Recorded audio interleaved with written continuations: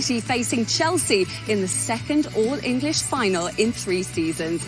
Will it be Pep Guardiola's Premier League champions lifting the cup for the very first time, or can Thomas Tuchel's Blues emulate the class of 2012?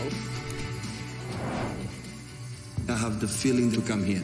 A lifelong dream. Football and an English team will lift European football's biggest prize for the 14th time this weekend. Will it be Manchester City or Chelsea? Join Gary Lineker, Rio Ferdinand, Joe Cole and Jolyon Lescott from 6 o'clock tomorrow evening for all the build-up, live from Porto's Estadio do Dragão. And the two teams look determined and as they look to win the one trophy they've never held. And Chelsea, who are on a bad run of form but have had City's number in recent weeks. Thomas Tuchel, a beaten finalist with PSG last season, will be keen to erase those memories, and he looked calm and ready to enjoy the occasion.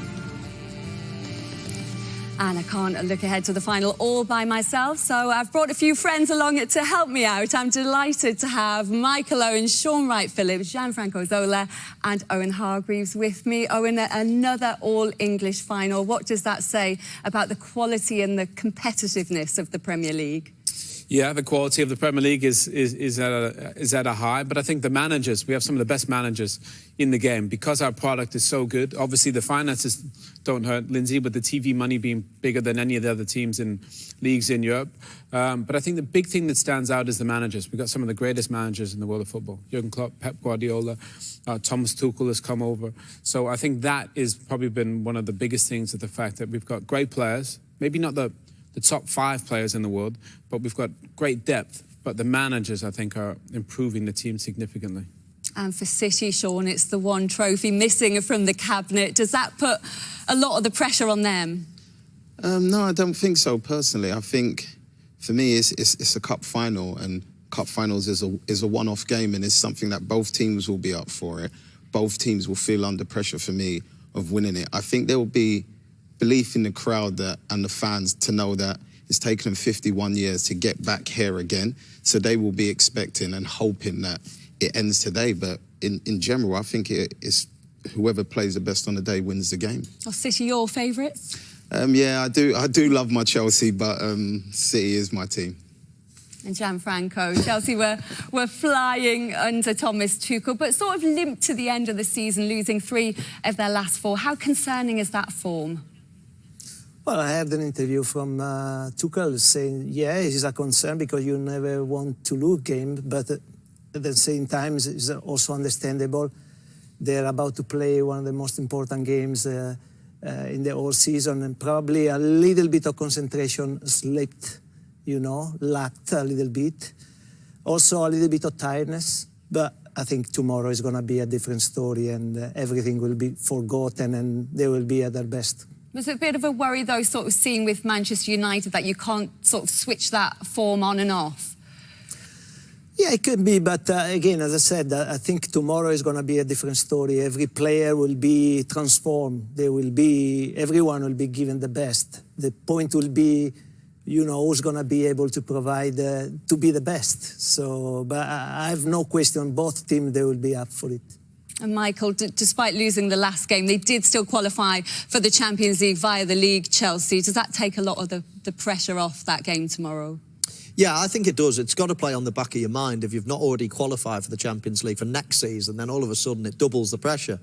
So that's, parked to one side now. So Chelsea will be delighted about that. They stumbled over the line in the end, but the form leading up to that was outstanding. And Thomas Tuchel has certainly rectified a lot of the problems at the back since he's been in charge. They look a confident team. They've certainly got a lot of great players. And this has been in the back of their minds, as the lads have said, for some weeks now. You can't not think about it. It's the biggest club game in the world. Both teams will be sharp, both teams will be ready, and it should be a brilliant game. And twice in the last 6 weeks, Owen, Chelsea have beaten Manchester City, once in the FA Cup semi-final, once in the league. But when City were quite heavily rotated, how much do you read into those 2 results? I'm with Gianfranco. I'm not sure you can read too much into, obviously those games are significant, but and Chelsea have the players. Look, if you get in bad positions, they can hurt you. And we see Timo Werner getting into those pockets there. But I think for I think for Pep, he probably didn't want to overplay his hand maybe in terms of what he was going to do in this game. But I think Thomas Tuchel, that's been the big thing. You know, defensively, as Michael mentioned, they play the 3 with wing-backs and 2 in front. And when they're clinical at the top of the pitch, then they are incredibly dangerous and they can even beat the best team in the Premier League. So if they play like that, it's difficult for Manchester City. But I think whoever controls possession will come out on top. What do you think was key, Gianfranco, in Chelsea getting the better of City?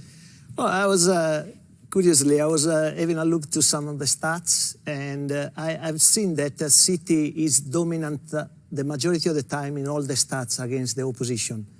And one stat in particular, they are very dominant.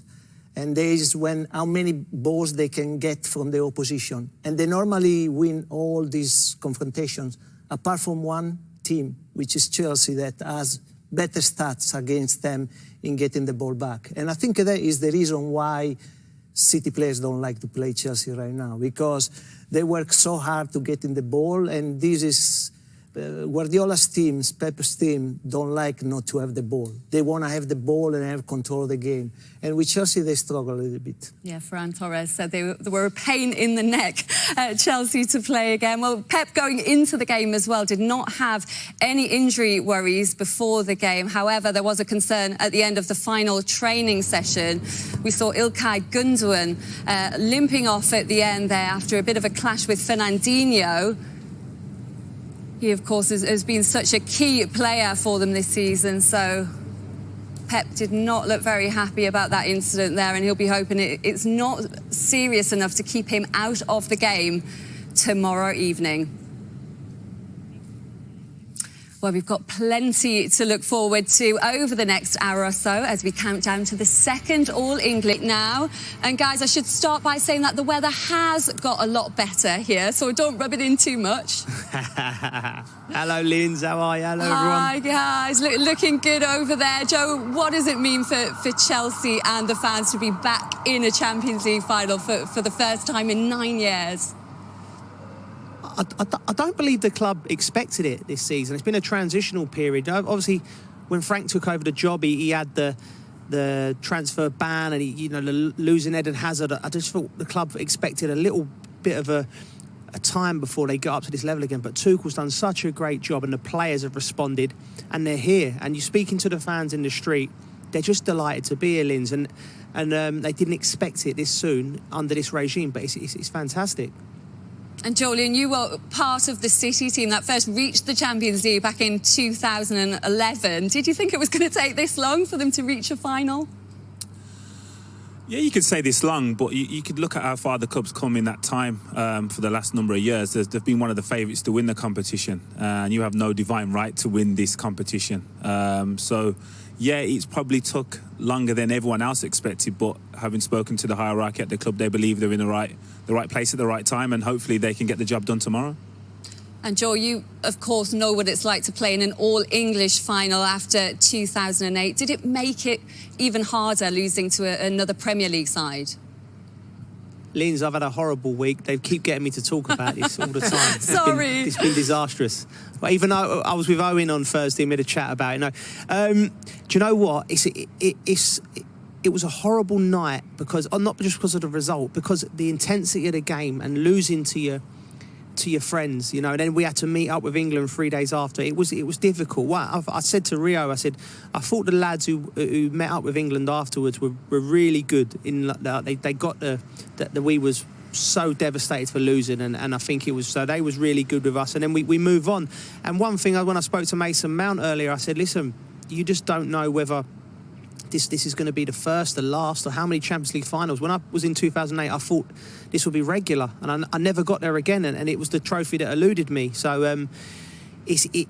the intensity of this game will be even more considering how well they know each other. So it'll be difficult for them. Joe, if only they hadn't subbed you off for Anelka. Oh, Linz, bottom left corner it was going. Don't worry about that. Sorry, we won't make you talk about it anymore, we promise. Julian, what would it mean for City, though, to lift their first Champions League? Yeah, everything, like you said, when we first got into the competition in 2011, we were the team that everyone wanted to face, and now they're the team that everyone wants to avoid. So in regards to what this means to the fans, the players, the club, yes, the manager's been brought in and hopefully he's the guy that can get it over the line, but the club's come so far in a short space of time. It's a huge honour, and it will be the pinnacle, the final piece to the jigsaw. It would. Guys, lovely to talk to both of you. Enjoy the game tomorrow. Enjoy the Portal nightlife tonight as well. Cheers, guys. Have a good time. Cheers, Goal. We'll see you tomorrow. Nice suit, Sean. Right. After the break, we'll be focusing our attention on the club who were playing in a Division 2 playoff final 22 years ago this week, but are now on the verge of winning the Champions League for the very first time. Don't change nothing, because what we have done so far to be here in the final, it was amazing, it was spectacular. So I think we just need to keep going the same way, playing the same football, with the confidence we have. And I think this is going to be the key for the final tomorrow. Is today the toughest day? You know, we're just waiting for the game to happen. Absolutely not. Absolutely not. Toughest day will be 1 hour before the start of the game in the locker room, waiting to start. You can still not. Some thoughts. That is the worst moment when the players are warming up and you cannot do anything. But today is completely the opposite. Like yesterday night and dinner together. It's wow, 61 games to be here. It's quite remarkable. And no, absolutely not. Just enjoy the moment. The pressure will be there, obviously, and for some it's more than other people. But I think we had a great season and we can make it extra special. So let's just hope we play a good game. Champions League final when Barcelona beat Manchester United. Sean, he's won everything that there is to win with City. 10 trophies if you include the Community Shields. It is the one thing missing, as Jolien said. That would be the final bit of the jigsaw, wouldn't it? Most definitely, but we've also got to remember it's possibly the hardest competition in football to today, and I feel like at times you need a bit of luck. In the past competitions, they've had VAR go against them or errors in defensive leading to goals, which have been crucial, and they've been knocked out for it. But this year, I think the errors are gone. They've conceded 4 goals in the whole tournament, and the same as Chelsea. Chelsea's done fantastic. They've only conceded 4 goals, and for me, the best 2 teams in the tournament this year are in the finals. Is it that defence, Michael, that Sean's talking about for Manchester City in particular, that could be the thing that finally gets them over the line this season? Well, there's no question about it. Pep Guardiola this season has changed things, and the defence is a huge part of that evolution. We all know that Pep Guardiola used to think that his team were a bit like a basketball team for the last couple of seasons. He wanted to end that. He wanted to be more control of possession. And we look at the stats there. It just goes to show what the likes of Diaz, Stones as resurgence is formed, but in particular that man who I've just mentioned. Diaz has been an unbelievable signing. Yes, he cost a lot of money, but you've already got your money's worth. He's young, he's a leader. He tackles, he blocks. I mean, this performance was quite staggering. It was like he was a magnet to the ball.